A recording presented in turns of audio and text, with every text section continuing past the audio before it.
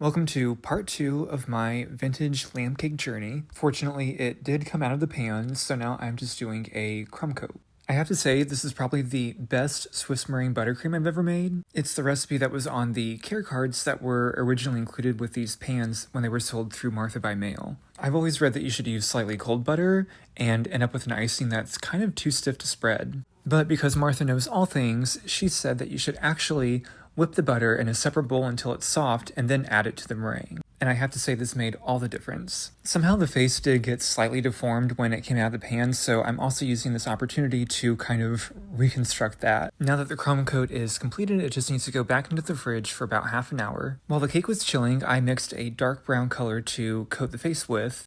Whether you're decorating cookies or making a cake like this, I find the key is to not try too hard to make the animal look realistic. I did almost have a meltdown over this icing bag. It was way too small for what I was trying to do, and icing kept squeezing out the top.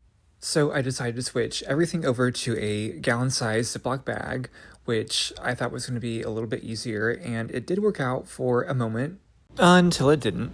Everything's fine. Now that that's over with. This is actually super easy. You just keep doing this sort of squiggling motion, and as you can see, it ends up looking like a fluffy little lamb. At this point, the icing was getting pretty soft, so I put the whole cake into the refrigerator while I got started on the edible mousse, which is literally just food dye, water, and shredded coconut massaged together and then baked at 300 for about 10 or 15 minutes until it dries out. A little icing glue on the serving platter, and we're ready to finish decorating. Now for what I had in mind, I'm just using a big white serving platter and then arranging the mousse around the lamb. The mousse actually ended up turning out way better than I thought it was going to, and at this point I definitely needed to wash my hands. Now for the final touches, I did a pink satin ribbon, and here I'm just adding some fresh violas, which I thought would really go with what I called this romantic Americana vibe. I was actually so giddy with how this was turning out at this point. I'm pleasantly surprised.